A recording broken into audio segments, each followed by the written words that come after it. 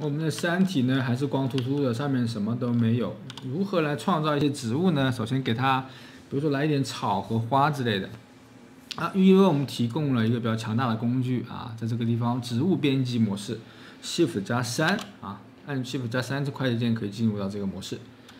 可以看到它和地形工具有点类似啊，我们这一点这个绘制就可以将。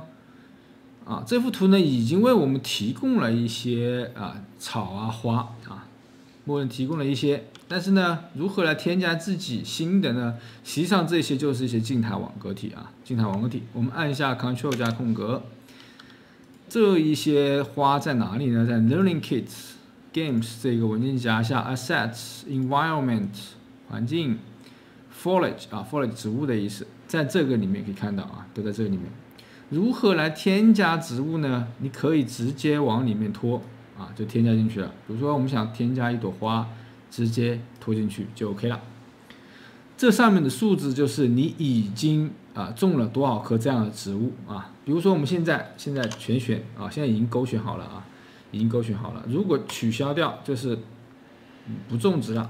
好，全部勾选就是种植所有东西，我们来种一下。可以看到上面的这个草呀，然后花呀，就都是这一些啊。我们可以很快速的方式来稍微种植一点点。但是你会发现，有的地方呢密度，比如说这个草啊花的密度可能不是你需要的。那如何来调整这一些呢？我们可以按 Shift 先取消掉，按着 Shift 键来把我们的植被给去掉啊，把植被给去掉。好，如何来调整这个密度？比如说，我们现在需要这3种花的密度稍微高一点点，草稍微细一点点啊。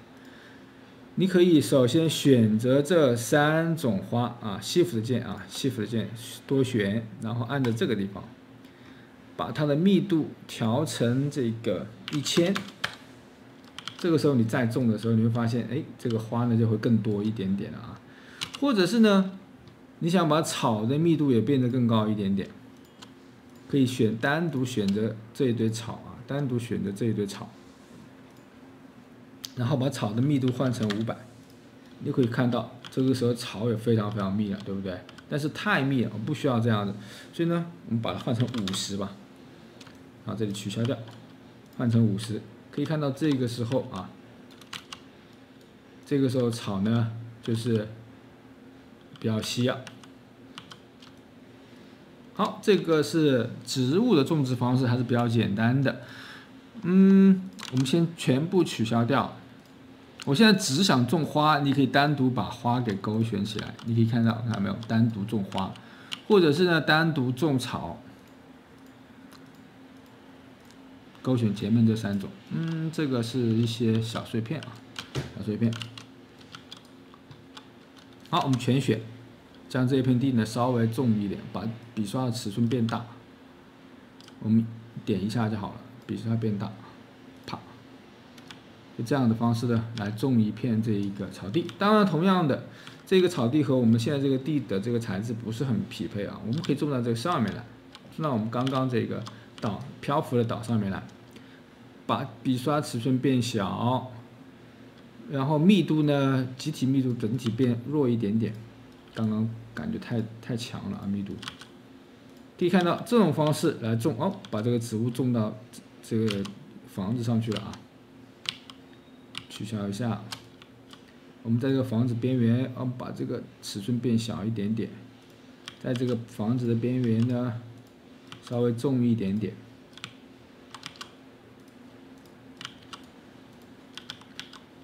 中间，如果你希望这个草或者花的大小变更大一点呢，我们可以同样的方式选择花，让它这一个缩放，看到没有？统一的这个缩放啊，把它变成有的2倍大，有的3倍大，啊，有的2倍大，有的3倍大。这个时候我们再种一点花试一下，你可以看到，像这个时候这个花也比较大了。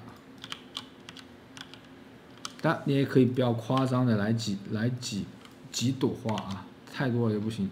现在取消掉其他，然后选择这3朵花，让它变成3倍大和5倍大。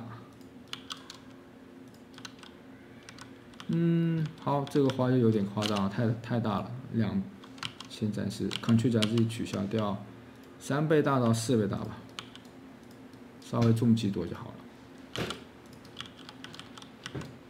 好，这个是植物工具的使用方法。